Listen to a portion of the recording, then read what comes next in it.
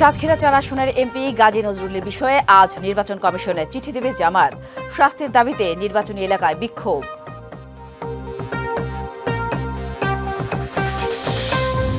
Barishal city corporation ভবনের সংস্কারে বরাদ্দ ছিল ৭.৫ কোটি টাকা, বাস্তবে হয়নি কাজ। অর্থ গেল কোথায়, ঘুরপাক খাচ্ছে প্রশ্ন।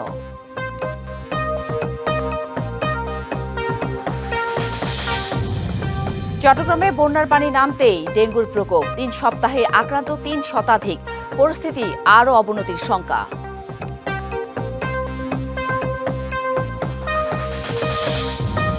এবং বন্যা জলাবদ্ধতার দুশ্চিন্তা পিছু ছাড়ছে না সিলেটবাসীর। খাল ছড়ায় পানি প্রবাহ স্বাভাবিক করা সহ নানা উদ্যোগ সিটি কর্পোরেশনের। দেখছিলেন মার্কেন্টাইল ব্যাংক ডিবিসি সারা বাংলা শিরোনাম। এবার জানাবো খবরের বিস্তারিত। আর আপনাদের সাথে আছি আমি জান্নাত সাথী। নৈতিক স্খলনের অভিযোগে দল থেকে বহিষ্কারের আগেই গাজী নজরুল ইসলামের নির্বাচনী এলাকা সাতক্ষীরার শ্যামনগরে প্রতিবাদ সমাবেশ করেছে সাধারণ জনগণ।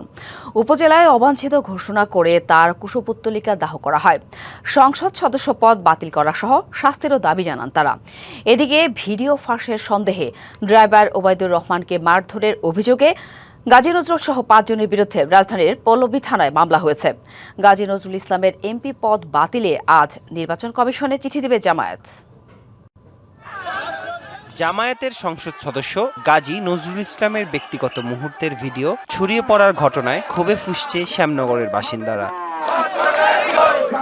বুধবার বেলা ১১টায় শ্যামনগরে বিক্ষোভ মিছিল ও প্রতিবাদ সমাবেশ করেন সচেতন নাগরিক সমাজ। এ কর্মসূচিতে অংশ নেন বিএনপি, যুবদল ও মহিলা দলের নেতাকর্মীরাও। বিক্ষোভ মিছিল শেষে প্রতিবাদ সমাবেশে বক্তারা অভিযোগ করেন, মুখে ধর্মের দোহাই দিয়ে ভোট আদায় করলেও চারিত্রিকভাবে অসৎ গাজী নজরুল ইসলাম। উনি ঢাকায় মেয়ে সহ ধরা পড়ে যে অনৈতিক কাজ করছে, এটা টোটাল শ্যামনগরকে কলঙ্কিত করছে। আমাদের যে এমপি হয়েছে সেই এমপি কোনো মহিলাদের নিরাপত্তা দিতে পারে না। ধর্মকে পুঁজি করে সাতক্ষীরাকে কলঙ্কিত করেছে, ধর্মের দোহাই দিয়ে ভোট দিচ্ছে। এই ধর্মান্ধদেরকে আমরা শ্যামনগরে আর দেখতে চাই না। এমপিকে শ্যামনগরে অবাঞ্ছিত ঘোষণা করেন বিক্ষুব্ধরা। অবিলম্বে সংসদ সদস্য পদ বাতিল সহ তাকে আইনের আওতায় এনে বিচারের দাবিও জানানো হয়। মানুষ আজ থেকে গাজী নজরুলের নামের শেষে এমপি এই শব্দটা উচ্চারণ করতে চায় না। শ্যামনগরের মানুষ গাজী নজরুলকে অবাঞ্ছিত ঘোষণা করেছে। সমাজকে উনি কলঙ্কিত করেছেন, এই কলঙ্কের আমরা বিচার চাই। এর পদকে শূন্য করে এই আসনে আবার পুনরায় নির্বাচন চাচ্ছি। পরে শ্যামনগর প্রেস ক্লাবের সামনে গাজী নজরুল ইসলামের কুশপুত্তলিকা দাহ করা হয়। এদিকে গাজী নজরুল ইসলাম সহ ৫ জনের বিরুদ্ধে রাজধানীর পল্লবী থানায় মামলা হয়েছে। ব্যক্তিগত মুহূর্তের ভিডিও ফাঁসের সন্দেহে মারধর ও শ্বাসরোধে হত্যাচেষ্টার অভিযোগ করেছেন মামলার বাদী ওবায়দুর রহমান। এ ঘটনায় আমিনুর রহমান নামে একজনকে গ্রেপ্তারের পর কারাগারে পাঠানো হয়েছে। DBC news desk. নৈতিক স্খলনের অভিযোগে সাতক্ষীরা ৪ আসনের সংসদ সদস্য গাজী নজরুল ইসলামকে দল থেকে বহিষ্কারের পর এবার প্রশ্ন উঠেছে সংসদ সদস্য পদ থাকা না থাকা নিয়েও। এ বিষয়ে আসনটির স্থানীয়দের প্রতিক্রিয়া জানাতে সরাসরি যুক্ত হয়েছেন সহকর্মী মোহাম্মদ বেলাল হোসেন।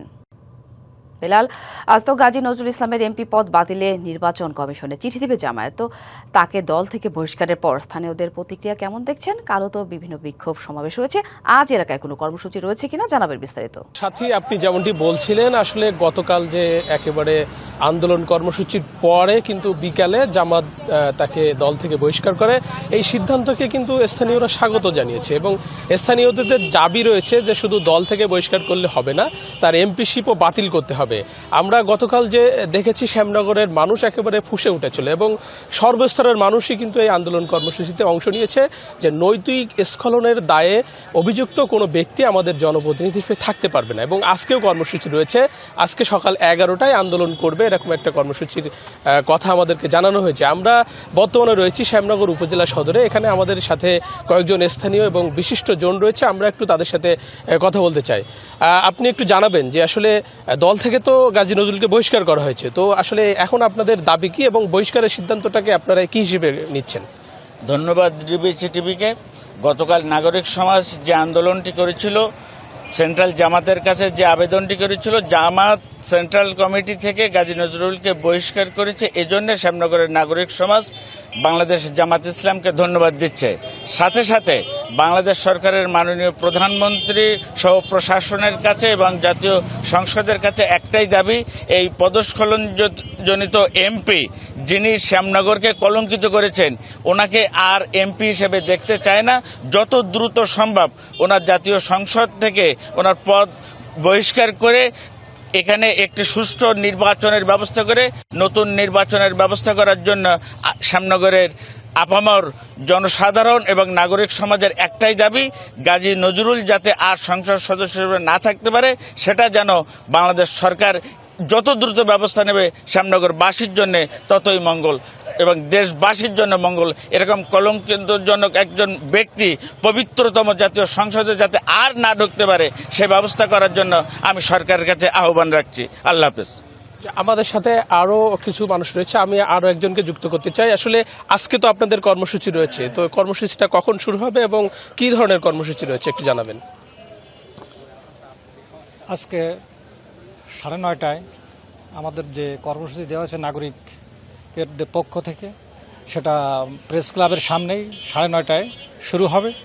এবং আমরা কালকে যে কর্মসূচি নিয়েছিলাম এবং আমরা আমাদের যে বিভিন্ন বক্তা এবং নাগরিকদের পক্ষ থেকে যারা বক্তব্য রাখছিলেন এবং দাবি রাখছিলেন বাংলাদেশ জাতীয়তাবাদী জামাতে ইসলামের কাছে, তেনারা মনে হয় সেটা ভালোভাবে নিচে এবং তারা তাৎক্ষণিকভাবে গাজী নজরুল ইসলামকে তাদের জামাত থেকে বহিষ্কার করেছেন। কিন্তু এখন বিভিন্ন জায়গায় যেমন চায়ের দোকানে, বাজারে একটাই আলোচনা হচ্ছে যে তিনি তো অনৈতিক কার্যকলাপ করেছেন, তার জন্য তাকে বহিষ্কার করা হয়েছে। কিন্তু আমরা এটা দেখতে চাচ্ছি, যেমন জামাতি ইসলাম বাংলাদেশ তারা ইসলাম নিয়ে একটা দল করেন, এখন বিভিন্ন জায়গায় যেভাবে একটা বিচার হয় ধর্ষণ করলে।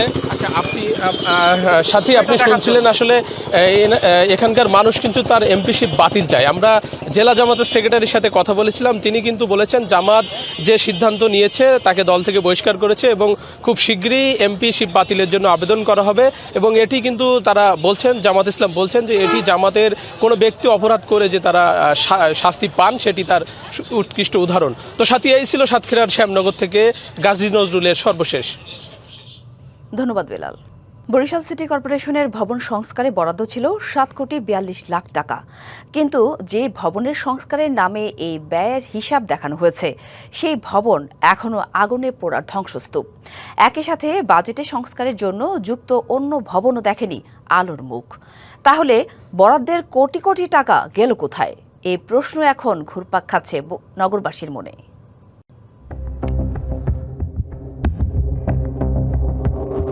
এই ভবনেই ছিল বরিশাল সিটি কর্পোরেশনের সাবেক মেয়রের দপ্তর, হিসাব শাখা, পরিকল্পনা, স্বাস্থ্য ও পরিচ্ছন্নতা বিভাগ। জুলাই গণঅভ্যুত্থানে ছাত্র জনতার দেয়া আগুনে নিচতলা থেকে পঞ্চম তলা পর্যন্ত ভবনটি ধ্বংসস্তূপে পরিণত হয়। আজও দাঁড়িয়ে আছে সেই ধ্বংসস্তূপ। অথচ ডিবিসির অনুসন্ধান বলছে সাবেক সিটি কর্পোরেশনের প্রশাসক রায়হান কাউসারের সময় 2025-26 অর্থ বছরের বাজেটে 2024-25 অর্থ বছরের সংশোধিত হিসাবে অ্যানেক্স ভবন ও অন্যান্য ভবন মেরামত এবং সংস্কারে ব্যয় ধরা হয়েছে 7,42,00,000 টাকা। নথি বলছে বাজেটের অর্থ ব্যয় হয়েছে, কিন্তু মাঠ ঘুরে দেখা যায় সংস্কারের কোনো বাস্তব চিহ্নই নেই। আমরা শুধু অ্যানেক্স ভবনই নয়, একই বাজেটে সংস্কারের জন্য যুক্ত থাকা অন্য ভবনগুলো ঘুরে দেখব এবং সেখানকার চিত্র তুলে ধরব। সিটি কর্পোরেশনের নগর ভবন, আমানতগঞ্জের যান্ত্রিক শাখা, পানি শাখা এবং নগরের উপস্বাস্থ্য কমপ্লেক্স। অনুসন্ধানে এসব স্থাপনাতেও ওই সময়ের মধ্যে বড় ধরনের কোনো সংস্কার কাজের দৃশ্যমান প্রমাণ পাওয়া যায়নি। 5ই আগস্টের পরে এ ভবনের কোনো সংস্কার হয়নি, বরঞ্চ এর লোহা লক্ষ টিন খুলে রাস্তায় পড়ছে। এতে অনেক সময় দুর্ঘটনারও শিকার হচ্ছে। এটা দ্রুত হয় সংস্কার করুক, না হয় ভেঙে ফেলুক। তাহলে নথিতে দেখানো টাকার ব্যয়ের হিসাব কোথায়? এ প্রশ্নের উত্তর জানতে যাওয়া হয় বরিশাল সিটি কর্পোরেশনের হিসাব শাখায়। পাওয়া যায়নি হিসাব রক্ষণ কর্মকর্তাকে। এরপরে যাওয়া হয় প্রধান নির্বাহীর কক্ষে। বাজেটটা ছিল বিল্ডিং কোড, যে কোনো বিল্ডিং এরকম সুনির্দিষ্ট নয় যে আমরা এই ভবনের জন্য আলাদা করে বরাদ্দ, এরকম না। বিল্ডিং কোড খরচটা আমরা এই ভবনের জন্য করতে পারি, আমার যতগুলো বিল্ডিং মানে ভবন টবন আছে এই সব খাতে আমরা টাকাটা খরচ করতে পারি। এবং এটা যদি আমরা প্রয়োজন না, আমরা তো পারমিশন নিয়ে মিনিস্ট্রির সাথে যোগাযোগ করে এই বাজেটটা সংশোধন করার সুযোগ অপশন আছে।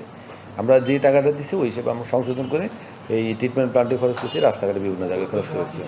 তবে এখানেই উঠছে কয়েকটি গুরুত্বপূর্ণ প্রশ্ন। যদি অর্থ অন্য খাতে ব্যয় করা হয়ে থাকে, তাহলে বাজেটে ভবন সংস্কার বাবদ ব্যয় দেখানো হলো কেন? কোন কোন খাতে সেই অর্থ ব্যয় হয়েছে? সেই ব্যয়ের কার্যাদেশ, অনুমোদন এবং বিল ভাউচার কোথায়? প্রধান নির্বাহী হিসাব শাখা থেকে তথ্য নিতে বললেও সেখান থেকে আসে ভিন্ন জবাব।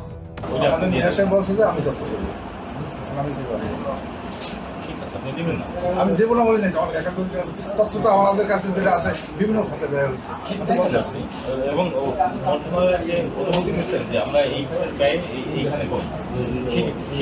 সেটা তো মন্ত্রণালয় মতো একটা অনেক পাঠাইছে। জনগণের টাকার প্রতিটি হিসাব প্রকাশ ও ব্যয় স্বচ্ছতা নিশ্চিতের দাবি সুশীল সমাজের। ভবনের সংস্কারের জন্য যে বাজেট দিয়ে তারা যে কথাটা বলছে এবং ব্যয়ের খাত যেখানে দেখাইছে সেই তুলনায় কিন্তু সেইটার কোনো কিছু পরিলক্ষিত হয়নি এবং পরবর্তী তদন্তে দেখা গেছে যে সেরকম কোনো এই খাতে কোনো ব্যয় সেরকম হয়নি। তো এই কিন্তু আসলে একটি অনিয়ম এবং আমি মনে করি যে এটি যথাযথ তদন্ত হওয়া দরকার। অভিযোগের সত্যতা পাওয়া গেলে তদন্ত করে প্রয়োজনীয় ব্যবস্থা নেওয়ার কথা জানান বর্তমান প্রশাসক। সবকিছু সুষ্ঠু সুন্দরভাবে আমরা তদন্ত করে জনস্বার্থে যা দরকার সেটাই আমরা করব। যদি অনিয়ম হয়ে থাকে সেটা খতিয়ে দেখব। নথির হিসাব আর বাস্তবতার এই অসঙ্গতির ব্যাখ্যা চায় নগরবাসী। Ziad Mahmud, DBC news, Barisal. চট্টগ্রামে উদ্বেগজনক হারে বাড়ছে ডেঙ্গু আক্রান্তের সংখ্যা। চলতি মাসের প্রথম 21 দিনে আক্রান্ত 3 শতাধিক মানুষ। নগরীর চেয়ে উপজেলাগুলোতেই সংক্রমণ বেশি হওয়ায় বাড়ছে শঙ্কা। বর্ষায় পরিস্থিতি আরও খারাপ হতে পারে বলে সতর্ক করছেন সংশ্লিষ্টরা। এ অবস্থায় ব্যক্তিগত সচেতনতার পাশাপাশি সরকারিভাবে বিশেষ পরিচ্ছন্নতা অভিযান চালানোর কথা জানিয়েছে জেলা প্রশাসন। চট্টগ্রামে বন্যার পানি নামতেই বেড়েছে ডেঙ্গুর দাপট। বিভিন্ন হাসপাতালে গত কয়েক সপ্তাহে ডেঙ্গুতে আক্রান্ত রোগীর চাপ সামলাতে হিমশিম চিকিৎসক ও সংশ্লিষ্টদের।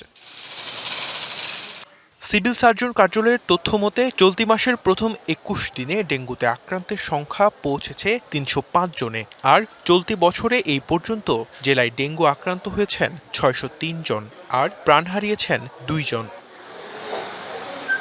নগরীর তুলনায় উপজেলাগুলোতেই ডেঙ্গু আক্রান্তের সংখ্যা বেশি। সামনে বৃষ্টি আরও বাড়লে পরিস্থিতি আরও উদ্বেগজনক হয়ে উঠতে পারে বলে মনে করছেন সংশ্লিষ্টরা। প্রিভেনশনের দিকে নজর দিতেই হবে, কোনো শর্টকাট নেই, কোনো বিকল্প কিছু নেই, এটা করতেই হবে। না হয় আপনি রোগী বাড়তেই থাকবে। ফ্লুইড ম্যানেজমেন্ট যদি কারো লাগে তখন আমরা ফ্লুইড ম্যানেজমেন্টের দিকে যাব। কারো যদি প্লাজমা কমে যায় প্লাজমা সব দিবে, যদি কারো প্লাটেলেট লাগে প্লাটেলেট, সব ব্যবস্থা কিন্তু আমাদের হাসপাতালে পর্যাপ্ত পরিমাণ আছে। ডেঙ্গু রোগীর চাপ সামলাতে সরকারি হাসপাতালগুলোতে প্রস্তুতি জোরদার করা হয়েছে বলে জানান জেলা সিভিল সার্জন। সব উপজেলার মধ্যে আমরা বিশেষ বার্তা দিয়েছি। ডেঙ্গু কর্নারগুলো আপডেট করার জন্য আমরা বলে দিয়েছি। সপ্তাহে প্রতি শনিবার বিশেষ পরিষ্কার পরিচ্ছন্ন দিবস পালন করছি আমরা এবং সে আলোকে প্রতিটি হাসপাতাল, প্রতিটি বাসা, অফিস সব জায়গায় আমরা পরিষ্কার পরিচ্ছন্নের জন্য আমরা চেষ্টা করে যাচ্ছি। এদিকে মশাবাহিত রোগ প্রতিরোধে সরকারি দপ্তরে বিশেষ পরিচ্ছন্নতা অভিযানের কথা বলছে জেলা প্রশাসন। পাশাপাশি ডেঙ্গুর বিস্তার ঠেকাতে নগরবাসীকে নিজ নিজ জায়গা পরিচ্ছন্ন রাখার আহ্বান জানিয়েছেন নগর পিতা। 600 মেট্রিক টন ময়লা আমরা অ্যানালাইসিস করেছি বাসার, আর 400 মেট্রিক টন ময়লা গণপরিবহন। তো এগুলো আলটিমেটলি কোথায় যায়? রাস্তা থেকে নালা, নালা থেকে খাল, খাল থেকে নদী, কর্ণফুলী নদী দূষণ হচ্ছে। ডেঙ্গু প্রতিরোধে সরকারি উদ্যোগের পাশাপাশি নগরবাসীকে আরও সচেতন হওয়ার পরামর্শ বিশেষজ্ঞদের। DBC news desk. মেঘালয় পাহাড় বেষ্টিত সীমান্তের জনপদ সিলেট প্রতি বছরই কম বেশি আক্রান্ত হয় বন্যা ও জলাবদ্ধতায়। 2022-এর ভয়াল বন্যার পর এতটা বড় দুর্যোগের কবলে না পড়লেও দুশ্চিন্তা পিছু ছাড়ছে না নগরবাসীর। প্রশ্ন, কতটা প্রস্তুত জলাবদ্ধতা কিংবা বন্যা মোকাবেলায়? নগর ভবন বলছে, বন্যা ও জলাবদ্ধতা মোকাবেলায় চলছে নানামুখী তৎপরতা। লক্ষ্য, সিলেটের ছড়া ও খালের পানি প্রবাহ দূষণমুক্ত করে স্বাভাবিক অবস্থায় ফিরিয়ে আনা। সম্প্রতি ঢাকা ও চট্টগ্রামের জলাবদ্ধতায় ভয়াবহ ভোগান্তিতে পড়তে হয় নগরবাসীকে। আচমকা এমন দুর্যোগ ভাবিয়ে তোলে রাষ্ট্রকেও। এখন প্রশ্ন, এমন পরিস্থিতি মোকাবিলায় কতটা প্রস্তুত কর্তৃপক্ষ? একই প্রশ্ন সিলেটবাসীর মাঝেও, যেখানে এখনো 2022 সালের ভয়াবহ বন্যার ক্ষত শুকায়নি। তার উপর সিলেট বৃষ্টির জনপদ, চেরাপুঞ্জির নিকটতম প্রতিবেশী। দুশ্চিন্তা তাই একটু বেশি, যদিও চলতি মৌসুমে বৃষ্টিপাত কিংবা ঢলে বড় ধরনের বন্যা বা জলাবদ্ধতার কবলে পড়েনি সিলেট। এই পরিস্থিতিতে স্বল্প ও দীর্ঘমেয়াদে বিভিন্ন প্রকল্পের কথা জানাচ্ছে কর্তৃপক্ষ। মে মাসে সিলেট সফরে দীর্ঘমেয়াদী একটি মেগা প্রকল্পের ভিত্তিপ্রস্তর স্থাপন করেন প্রধানমন্ত্রী। স্বল্পমেয়াদে চলছে ছড়া খালে পানি প্রবাহ নিরবচ্ছিন্ন করার নানা কার্যক্রম। এরই মধ্যে উদ্ধার করে আবর্জনামুক্ত করা হয়েছে বেশ কিছু দিঘি ও জলাধার। কেউ যদি খালের পাড়ে অবৈধ দখল করে কোনো একটা অনেক টাকা, কোটি টাকা খরচ করে একটা ভবন করে ফেলে, টুডে অর টুমোরো সেটা কিন্তু ভাঙা হইতে পারে। আমরা একটা বড় প্রকল্প করছি, সেটা হচ্ছে ছড়াগুলি খনন, ছড়াতে যেন আর কেউ ময়লা না ফালায়, এটার দিকে উৎসাহিত করছি। খোঁজারখোলা পুকুরটা আমরা পোষে করেছি এবং সামনের দিনগুলোতে আরও যে সকল জলাশয়গুলো আছে যেগুলো বর্জ্য বা কচুরিপানায় এখন ভরা, সেগুলোতে আমরা অবশ্যই পরিষ্কার করব। সমান্তরালে থেমে নেই দখল দূষণ। তবে জলাবদ্ধতা ও দূষণের ভোগান্তি থেকে মুক্তির কথা ভাবছেন খোদ নাগরিকরাই। ছড়া কিছু আটাইল আছে, কিন্তু যখন পানি ফোলা দেয় তখন আমরা এদিকে পানি ছড়া গিয়া বইরে গিয়া বাড়ি ঘর মানুষের পানি উঠে যায়। রাস্তার ড্রেনের ময়লা আবর্জনা, কেউ রাস্তার খান্দাত বাথরুম করিয়া বিভিন্ন মহিলা, এখন এই পানিগুলা দূষিত হয়ে গেছে। বস্তাটা লইবা ফালাইলো শেষ গেল কি, এগুলো কেউ আপনার জয় করে না, আপনার অভিযোগ জানায় না, যার কারণে গিয়ে এটা লাগানো হয়। সম্ভাব্য দুর্যোগের বিষয়টি প্রাধান্য দিয়ে আইনের কঠোর প্রয়োগের দিকেও ঝুঁকছে নগর ভবন। দূষণকারী ও দখলদার দমনে 3 মাসের আলটিমেটাম দিয়েছেন সিসি প্রশাসক। আমরা চাই যে সিলেট শহরটাকে একটা দূষিত মুক্ত পানি প্রবাহ চালু করা এবং ছড়াগুলোকে পুনরুদ্ধার করা, সেই কাজগুলো আমরা শুরু করেছি, সেটা অব্যাহত থাকবে। পরিবেশ কর্মীরা মনে করেন প্রকল্পের সৌন্দর্য বর্ধনের নামে ছড়া ও খালগুলোকে ইটপাথরে আবদ্ধ করলে হতে পারে হিতে বিপরীত। সৌন্দর্য বর্ধনের নামে যদি দিঘির চতুর্দিকে পাকা করা হয় বা ছড়ার চতুর্দিকে পাকা করা হয়, সেটি অনেক সময় বিজ্ঞানসম্মত না। এটা একটা পানির একটা রিজার্ভার, পানি শোষণ ক্ষমতা আছে, সেই জিনিসগুলো মাথায় রাখতে হবে। পরিবেশ কর্মীরা বলছেন সিলেটে গত কয়েক দশকে ছড়া, খাল ও দিঘির মতো জলাধার কমেছে অর্ধেকেরও বেশি। জলাবদ্ধতা, বন্যার চোখ রাঙানো কিংবা দূষণমুক্ত নগরীর একটু উদাহরণ হতে পারে এই ওয়াকওয়েটি। সংশ্লিষ্টরা বলছেন কেবলমাত্র দূষণ মুক্ত নয়, পাশাপাশি ছড়াগুলোকে করতে হবে দখলমুক্ত, ফিরিয়ে দিতে হবে তার আগের আয়তন। তাহলেই এসব বিপর্যয় থেকে রক্ষা পাওয়া যাবে, যোগ হবে নগরীতে বাড়তি সৌন্দর্য। Pratyush Talukdar, DBC news, Sylhet. এ বিষয়ে আরও জানাতে সিলেট থেকে সরাসরি যুক্ত হয়েছেন সহকর্মী তাওহিদুর রহমান শাহ। তাওহিদ, প্রতিবেদনে যেমনটি দেখছিলাম, নগর ভবন বলছে বন্যা ও জলাবদ্ধতা মোকাবেলায় চলছে নানামুখী তৎপরতা। লক্ষ্য জেলার ছড়া ও খালের পানি প্রবাহ স্বাভাবিক অবস্থায় ফিরিয়ে আনা। তো বাস্তব চিত্র কি আর নগরবাসী বা কি বলছে, জানাবেন বিস্তারিত। সাথী, আপনি যেমনটি বলছিলেন, সিলেট কিন্তু অন্যান্য বছরগুলোর তুলনায় এবছর কিন্তু সিলেটের জলাবদ্ধতা অনেকটাই কমে গিয়েছে এবং এর কারণ হিসেবে এখানকার সিটি কর্পোরেশন এবং সংশ্লিষ্ট যারা রয়েছেন তারা যেটি বলছেন যে নিয়মিত ছড়া, খাল, ড্রেনের ময়লা আবর্জনা পরিষ্কার করার কারণেই মূলত এবার ছড়া থেকে পানি নিষ্কাশন হয়েছে নদীতে, ফলে এবার জলাবদ্ধতার কবল থেকে কিছুটা রক্ষা পেয়েছেন।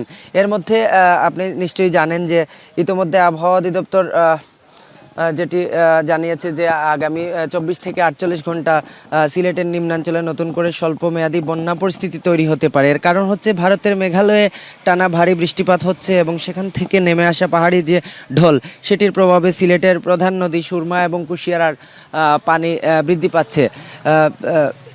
সিলেটে এই যে বন্যার যে আশঙ্কা সেটি দেখছে যে পানি উন্নয়ন বোর্ড, তারা বলছেন যে অর্থাৎ আজ সকালে সুরমা নদীর পানি সিলেট এবং কানাই ঘাটে এবং কুশিয়ারা নদীর পানি ফেঞ্চুগঞ্জ পয়েন্টে বৃদ্ধি পেয়েছে। এবং আরেকটু যদি আপনাকে বলে রাখি যে গতকাল সকাল 9টা থেকে আজ সকাল 9টা পর্যন্ত কিন্তু জেলার অন্তত 4টি নদীর পানি 10 থেকে 15 সেন্টিমিটার করে বেড়েছে। এদিকে সিলেট আবহাওয়া অধিদপ্তরের যে তথ্য সেটি বলছে যে গেল 24 ঘন্টায় সিলেটে 18.5 5 মিলিমিটার বৃষ্টিপাত রেকর্ড করা হয়েছে এবং এর আগের 24 ঘন্টায় যেখানে বৃষ্টিপাত হয়েছিল 14.4 মিলিমিটার। এর মধ্যেই কিন্তু দুশ্চিন্তা বাড়াচ্ছে আবহাওয়া অধিদপ্তর। তারা যেটি বলছেন যে আগামী 24 থেকে 48 ঘন্টায় সিলেট অঞ্চলে ভারী বৃষ্টিপাতের পূর্বাভাস রয়েছে, যা নদ নদীর পানি বৃদ্ধির প্রবণতাকে আরও ত্বরান্বিত করতে পারে। এবং সিলেটের পানি উন্নয়ন বোর্ডের পক্ষ থেকে আমাদেরকে যেটি জানানো হয়েছে যে গেল 24 ঘন্টায় উজানে উল্লেখযোগ্য বৃষ্টিপাত হওয়ার কারণে বিশেষত ভারতের মেঘালয়ে বিভিন্ন এলাকায় ভারী থেকে অতি ভারী বৃষ্টি হওয়ায় সীমান্তবর্তী নদ নদীতে পাহাড়ি ঢলের চাপ তীব্র আকার ধারণ করেছে এবং এর সরাসরি প্রভাব পড়ছে সিলেট বিভাগের নদীগুলোতে, যার ফলে দ্রুত গতিতে বাড়ছে পানির স্তর। এবং সিলেটের যে প্রধান নদী ভারতের বরাক মোহনা থেকে সুরমা এবং কুশিয়ারা নামে বাংলাদেশে প্রবেশ করেছে এবং বেশিরভাগ বরাক নদীর পানির 80% কুশিয়ারা দিয়ে চলে যায়, কিন্তু সুরমার যে পানি এবং প্রবাহ অর্থাৎ উৎসমুখ থেকে খননের দীর্ঘদিনের দাবি রয়েছে সংশ্লিষ্টদের এবং পাশাপাশি পরিবেশবাদীদেরও। তারা যেটি বলেছেন যে এই নদীগুলো যদি উৎসমুখ থেকে ভারতের সাথে সমন্বিত উদ্যোগের মাধ্যমে খনন না করা হয় তাহলে নদীর পানি বিশেষ করে বর্ষা মৌসুমে পানি প্রবাহ সঠিক থাকবে না, ফলে বন্যা কিংবা জলাবদ্ধতার কবল থেকে আসলে রেহাই মিলবে না। তো সরকার একটি প্রকল্প গ্রহণ করেছেন বিশেষ করে সিলেটের বন্যা এবং জলাবদ্ধতা নিরসনে সিটি কর্পোরেশন এলাকার। সেখানে এই মেগা প্রকল্পটি বাস্তবায়ন হলে এখানকার জলাবদ্ধতা কমবে, বন্যা পরিস্থিতি কিছুটা মোকাবেলা করা সম্ভব হবে এবং একই সাথে সুরমা নদীর দুই পাশে সৌন্দর্য বর্ধনের লক্ষ্যমাত্রা রয়েছে। তো এখন পর্যন্ত সিলেট জেলার কোনো নিম্নাঞ্চলে এখন পর্যন্ত বন্যা পরিস্থিতি সৃষ্টি হয়নি, তবে আবহাওয়া অধিদপ্তর 24 থেকে 48 ঘন্টা আসলে একটি স্বল্পমেয়াদী বন্যার আশঙ্কা করছে, যেটি আসলে দীর্ঘস্থায়ী হওয়ার কোনো এই মুহূর্তে কোনো খবর নেই। এই ছিল আমার কাছে। ধন্যবাদ তাওহিদ। টানা বর্ষণ ও পাহাড় ধসে ব্যাপক ক্ষয়ক্ষতি হয়েছে পার্বত্য জেলার রাঙামাটির সড়ক উপসড়কগুলোতে। সড়ক ও জনপথ বিভাগের তথ্য মতে জেলার 6টি সড়কের 26টি স্থানে প্রায় 3 কিলোমিটার সড়ক ক্ষতিগ্রস্ত হয়েছে। ক্ষতির পরিমাণ নিরূপণ করে মন্ত্রণালয়ে এরই মধ্যে চাওয়া হয়েছে বরাদ্দ। টানা বর্ষণ ও পাহাড়ি ধসে বেহাল রাঙামাটির সড়ক যোগাযোগ ব্যবস্থা। কোথাও উঠে গেছে কার্পেটিং, কোথাও মাটি সরে দেবে গেছে সড়ক। সড়ক ও জনপথ বিভাগের তথ্য মতে রাঙামাটির 6টি সড়কের 26টি স্থানে 2.85 কিলোমিটার সড়ক ক্ষতিগ্রস্ত হয়েছে। এছাড়া চট্টগ্রাম রাঙামাটি মহাসড়ক, রাঙামাটি খাগড়াছড়ি আঞ্চলিক সড়ক, রাঙামাটি বান্দরবন সড়ক সহ কয়েকটি গুরুত্বপূর্ণ সড়কের ঢালাই ও সড়ক রক্ষা দেয়াল ধসে গেছে। এতে সড়ক খাতে ক্ষয়ক্ষতির পরিমাণ টাকার অঙ্কে 9 কোটি। এছাড়া 5 উপজেলায় 60 কিলোমিটার গ্রামীণ সড়কও ক্ষতিগ্রস্ত হয়েছে। এদিকে স্বল্পমেয়াদী সংস্কারের জন্য প্রাথমিক ব্যয় নির্ধারণ করে মন্ত্রণালয়ে পাঠানো হয়েছে বলে জানান সড়ক ও জনপথ বিভাগের নির্বাহী প্রকৌশলী। রাঙামাটি সড়ক বিভাগে এখানে অতি বৃষ্টির কারণে ল্যান্ডস্লাইড হয়েছে। প্রাথমিকভাবে আমরা যে অ্যাসেসমেন্ট করেছি সেখানে 9 কোটি টাকার একটা ক্ষতি হয়ে গেছে। ইতিমধ্যে কর্তৃপক্ষকে আমাদের এই অ্যাসেসমেন্টটা পাঠিয়েছি যেন ভবিষ্যতে এটা রেজিস্টার করা যায় এবং মেইনটেনেন্স করা যায়। জেলা প্রশাসক জানান ক্ষতিগ্রস্ত সড়কগুলো দ্রুত সংস্কারে নেওয়া হচ্ছে ব্যবস্থা। গ্রামীণ সড়ক এবং রোডসের সড়ক ক্ষতিগ্রস্ত হয়েছে 550 কিলোমিটার। সবগুলোই আমরা পর্যালোচনা করছি এবং খুব দ্রুততার সাথে কিভাবে আবার সচল করা যায়, আবার ব্যবহারযোগ্য করা যায় সেটা নিয়ে আমরা সবাই একযোগে কাজ করছি। জনদুর্ভোগ লাঘবে অগ্রাধিকারের ভিত্তিতে দ্রুত সংস্কার হবে সড়ক, এমনটাই প্রত্যাশা জেলার বাসিন্দাদের। DBC news desk. বেনাপোল স্থলবন্দর দিয়ে ভারত থেকে মাছ আমদানি প্রায় বন্ধ হয়ে পড়েছে। নতুন বাজেটে মাছের উপর শুল্ক হার বাড়ানোর পর আমদানি খরচ বেড়ে যাওয়ায় লোকসানের আশঙ্কায় ব্যবসায়ীরা আমদানি কমিয়ে দিয়েছেন। এতে একদিকে বাজারে মাছের দাম বাড়ার পাশাপাশি সরকারের রাজস্ব আয়েও নেতিবাচক প্রভাব পড়ার শঙ্কা তৈরি হয়েছে। বেনাপোল স্থলবন্দর দিয়ে ভারত থেকে প্রতিদিন মাছ আমদানি হতো 20 থেকে 30 ট্রাক। তবে নতুন বাজেট পাশ হওয়ার পর এ পথে মাছ আমদানি কমেছে উল্লেখজনক হারে। আমদানিকারকরা বলছেন 2026-27 অর্থবছরে অতিরিক্ত শুল্কের কারণে লোকসানের আশঙ্কায় আমদানি স্থগিত রেখেছেন তারা। জাতীয় রাজস্ব বোর্ড থেকে মাছ আমদানিতে মোট শুল্ক হার ৪৫% থেকে বাড়িয়ে ৭০% করা হয়েছে। এতে মিঠা পানির মাছের ক্ষেত্রে প্রতি কেজি শুল্ক ৮৬ টাকা ১০ পয়সা থেকে বেড়ে হয়েছে ১৩১ টাকা ৬০ পয়সা, আর সামুদ্রিক মাছ ও রুইয়ের ক্ষেত্রে ৪৩ টাকা ১০ পয়সা থেকে বেড়ে হয়েছে ৬৬ টাকা ১০ পয়সা। ব্যবসায়ীদের দাবি, অতিরিক্ত শুল্ক আমদানি বেড়ে যাওয়ায় কমেছে ব্যবসা। এর প্রভাব পড়েছে বন্দর শ্রমিক ও ট্রাক চালকদের আয়েও। আমরা চাই আমাদের মাছ আরও ঢুকুক, আমাদের কাজ বাড়ুক, যাতে আমরা সংসার জীবনটা সুন্দর করতে পারি। বিগত ১৫ বছর যাবৎ কোনো ভ্যাট ছিল না, সেটা ১৫% হারে ভ্যাট আরোপ করা হয়েছে এবং 2% ইনকাম ট্যাক্স অতিরিক্ত আয়কর যেটা বলে সেটা আরোপ করা হয়েছে, মোট ১৭%। এই মাছ না আসার কারণে ধরেন ট্রান্সপোর্টের আমাদের অনেক সদস্যই মাছের গাড়িগুলো দিত, তারা বেকার হয়ে যাচ্ছে। বন্দর কর্তৃপক্ষ জানায়, চলতি অর্থবছরের ১১ মাসে আগের অর্থবছরের তুলনায় প্রায় ১,০০০ মেট্রিক টন মাছ কম আমদানি হয়েছে। নতুন অর্থবছরে উচ্চ শুল্কের কারণে তা আরও কমলে রাজস্ব ঘাটতি আরও বাড়তে পারে। ভারত থেকে মৎস্য আমদানি কিছুটা কমে গেছে। যদি কোনো এরকম আমদানিকারক আমাদের কাছে কাগজপত্র ডকুমেন্ট নিয়ে এসে জমা দেয়, তাহলে আমরা এটা তাৎক্ষণিকভাবে তাদের মাছ ছাড় করার ব্যাপারে আমরা আমাদের প্রয়োজনীয় ব্যবস্থা গ্রহণ করব। এই নতুন বাজেট হওয়ার পরে এই 11 তারিখ থেকে 22 তারিখ পর্যন্ত আমাদের এই দপ্তর থেকে আমদানি হয়েছে ৩৮৬ টন সুইট ফিশ এবং সি ফিশ আমদানি হয়েছে ১৯৪ টন। ব্যবসায়ীদের দাবি, দ্রুত শুল্ক হার পুনর্বিবেচনা না করলে সংকট আরও গভীর হবে। DBC news desk. যে জীবনের প্রায় পুরোটা পার করেছেন সন্তানদের মানুষ হিসেবে গড়তে, সে জীবনের পরন্ত বিকেলে কেবলই এখন অবহেলার উপাখ্যান। যে সময়টায় হয়ে ওঠার কথা ছিল পরিবারের অলংকার, তার পরিবর্তে হয়েছেন বোঝা। এমন ভাগ্য প্রবঞ্চিত বৃদ্ধদের ঠাঁই এখন পটিয়ার শ্রী শ্রী লোকনাথ অনাথ ও বৃদ্ধাশ্রমে, যেই আশ্রম হয়ে উঠেছে নিঃসঙ্গ প্রবীণদের নির্ভরতার স্থান। বিপ্লবী প্রীতিলতা ওয়াদ্দারের স্মৃতি বিজড়িত পটিয়ার থলঘাট। এ ঐতিহাসিক মাঠটিতে লোকনাথ মঠ ও মিশনের পাশাপাশি গড়ে উঠেছে একটি নীরব আশ্রয়ন, শ্রী শ্রী লোকনাথ অনাথ আশ্রম ও বৃদ্ধাশ্রম। ২০০২ সালে মঠ প্রতিষ্ঠা হলেও মহামারীর দুঃসময়ে জন্ম নেয় এই বৃদ্ধাশ্রমের চিন্তা। ২০২২ সালে আনুষ্ঠানিকভাবে যাত্রা শুরু করা কেন্দ্রটি এখন নিঃসঙ্গ প্রবীণদের একমাত্র ভরসা। এখানে থাকা খাওয়ার জন্য দিতে হয় না কোনো খরচ। বর্তমানে ৮ জন প্রবীণ নারী পুরুষ বাস করছেন এই আশ্রমে। জীবনের নানা চড়াই উৎরাই পার করে আসা এসব মানুষের হাসির অন্তরালে লুকিয়ে থাকে স্বজন হারানোর চাপা কষ্ট।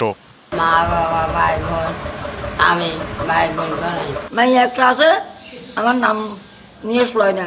ইহানা যত সন্ধান পাইলাম ইহানা ঢুকলাম, আমরা সব কিছু সুবিধা নেই। আশ্রমের পরিচ্ছন্ন পরিবেশ আর সেবা যত্ন পেয়ে খুশি হলেও আপনজনদের শূন্যতা পূরণে ব্যর্থ সব আয়োজন। যারা থাকে এদেরকে আমি সেবা করি এবং ওষুধপত্র যা লাগে তা আমি নিয়ে। যেই বাবা মা সন্তানের মুখে হাসি ফোটাতে গিয়ে জীবন শেষ করে দিলেন, শেষ বয়সে সেই সন্তানদের নির্মম অবহেলায় তাদের ফেলে অনিশ্চয়তায়। আর এসব বাবা মায়ের আশ্রয়ের কথা চিন্তা করেই আশ্রমের চিন্তা। মিনিমাম ২০ থেকে ৩০ জন এখানে রাখা সম্ভব, কিন্তু আমাদের আর্থিক দুর্বলতা আছে এবং সবার সাহায্য চাই। ৩ তলা বিশিষ্ট এই ভবনটা যদি কাজ শেষ হয়, তাহলে আমরা ১০০ জন বৃদ্ধ মা বাবার সেবা করতে পারবো বলে বিশ্বাস করছি। চিকিৎসা সেবাটা প্রতি শুক্রবারের যে সাপ্তাহিক মেডিকেল সেন্টার, সে কার্যক্রম আমরা যে শুরু করতে পারবো বলে বিশ্বাস করছি। ইটের দেয়াল আর ভালোবাসার ছোঁয়ায় বৃদ্ধাশ্রমে জীবন কেটে গেলেও প্রবীণদের মনের গহীনে জমে থাকা রক্তক্ষরণ কি কোনোদিনও কমবে? এই উত্তর হয়তো জমা রয়ে যায় কেবলই সময়ের কাছে। DBC news desk. ডিবিসি সারা বাংলায় এ ছিল এখনকার মতো। ডিবিসি নিউজের সংবাদগুলো পড়তে ভিজিট করুন dbcnews.tv আর ভিজিট করুন ডিবিসির ফেসবুক পেজ এবং ইউটিউব চ্যানেল। ডিবিসির সঙ্গেই থাকুন।